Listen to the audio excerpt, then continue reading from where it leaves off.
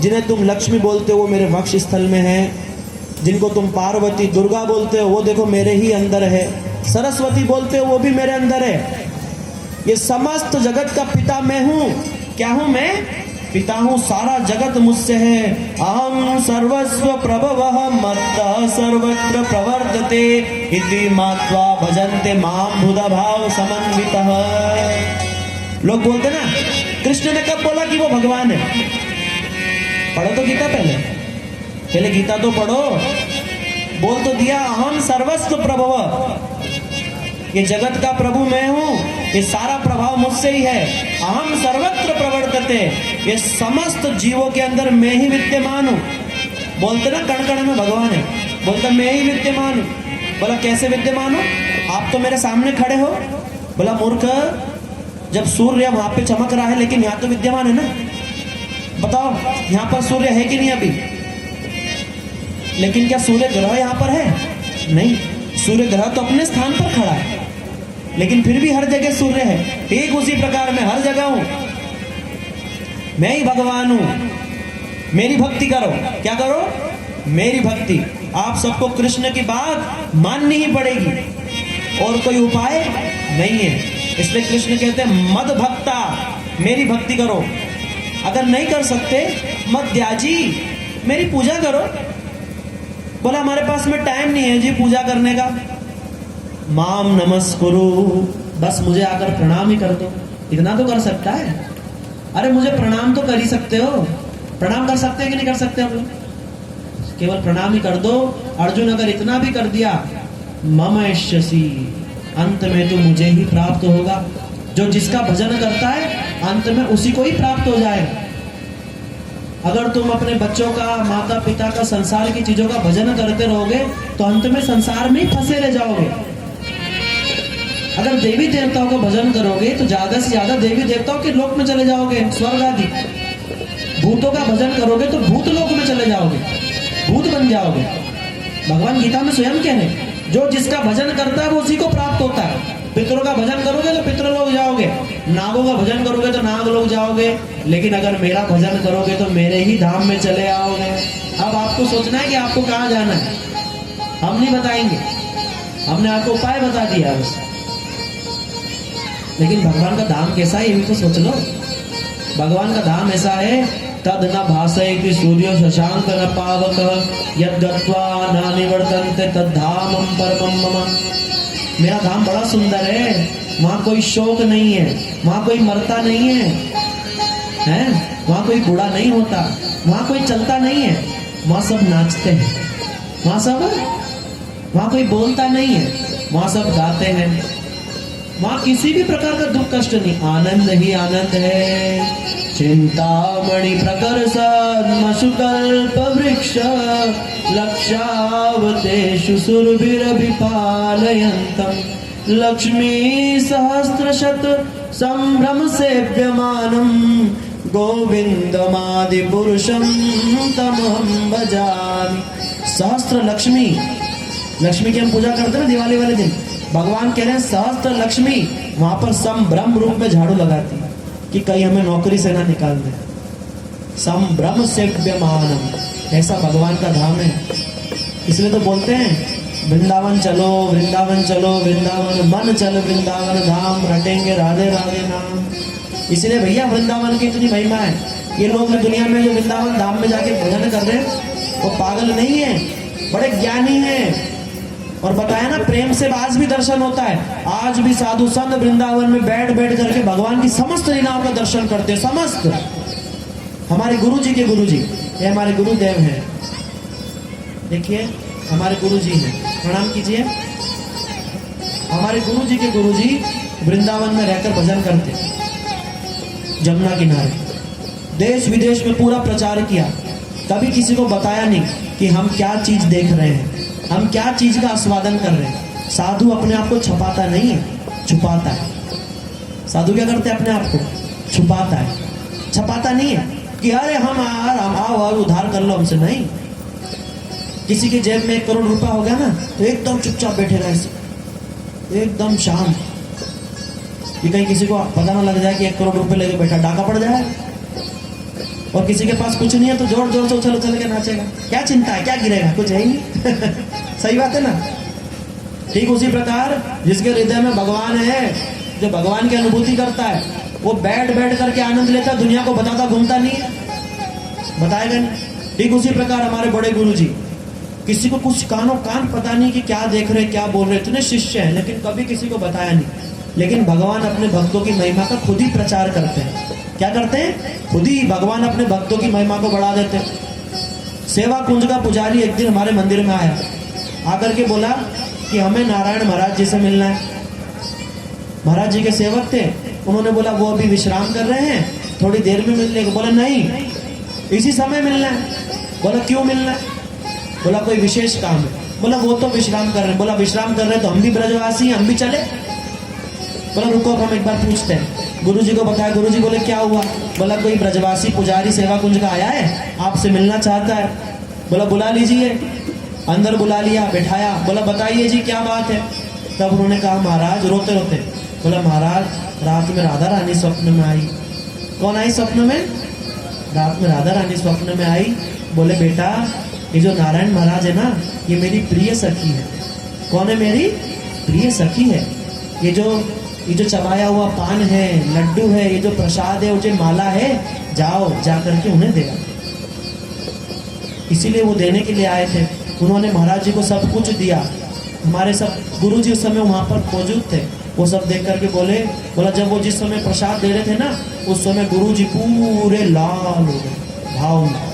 उसको ग्रहण किया, माथे पे लगाया और वो प्रसाद सबको दिया।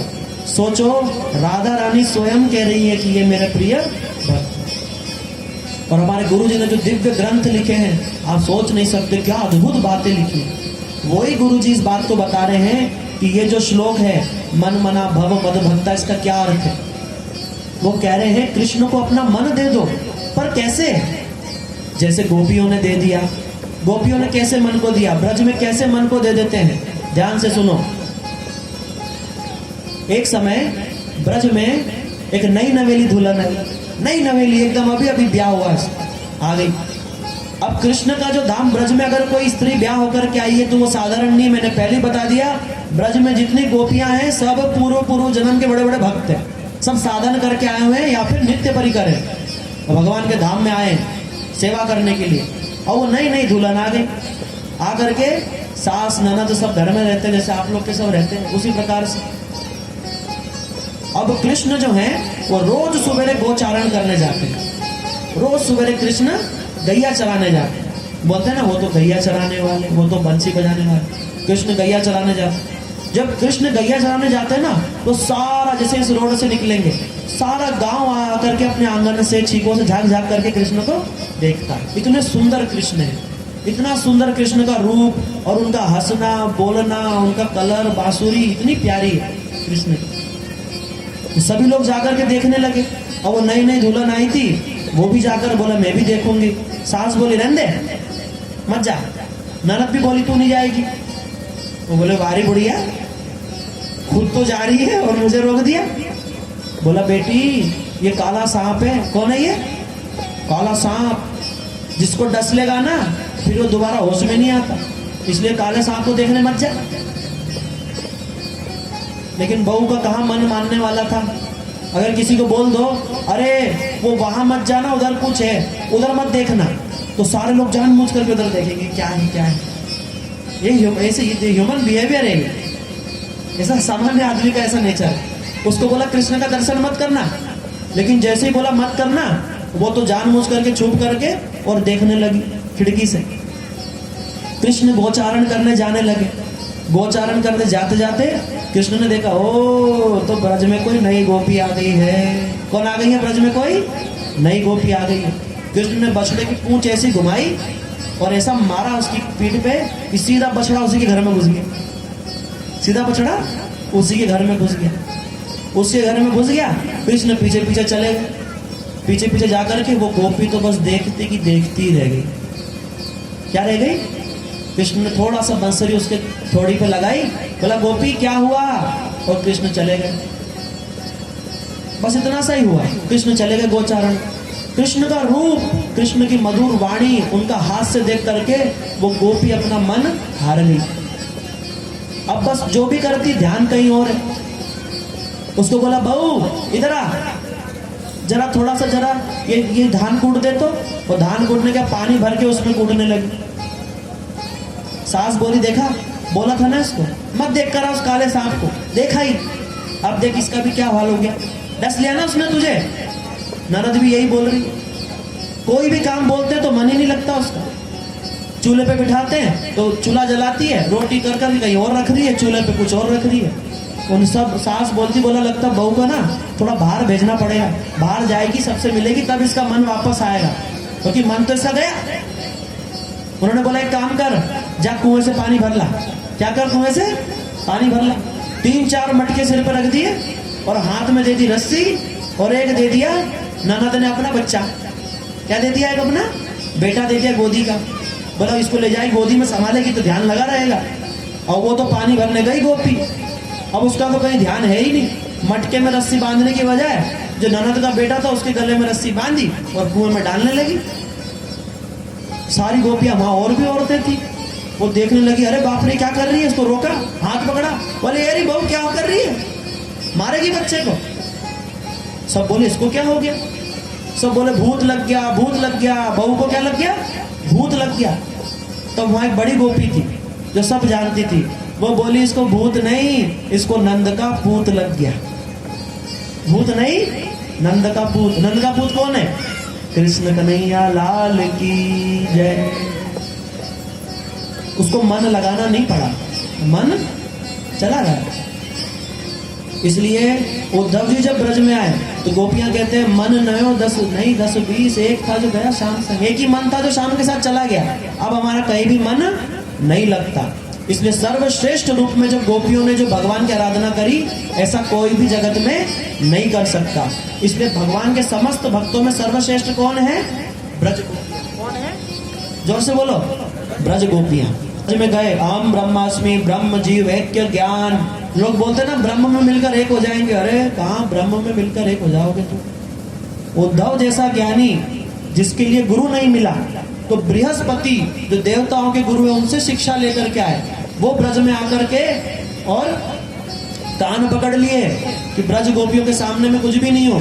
और अंत में प्रार्थना करते, आशा मोह चरण रेणु जुषाम हम श्याम वृंदावनम किम अपिवा गुल्मलता औषधि नाम।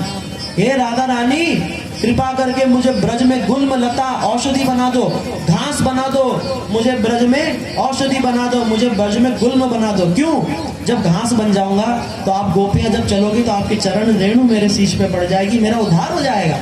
जब ब्रज में आप बीमार पड़ोगे तो औषधि तो खाओगे, आपके पेट में जाकर के आपके हृदय में बैठे श्याम सुंदर का दर्शन कर लूंगा। गुल्म, जब आप कृष्ण विरह में गुल्म लताओं से पूछोगे कि आपने कृष्ण को देखा है, तो आपका स्पर्श मुझे प्राप्त हो जाएगा।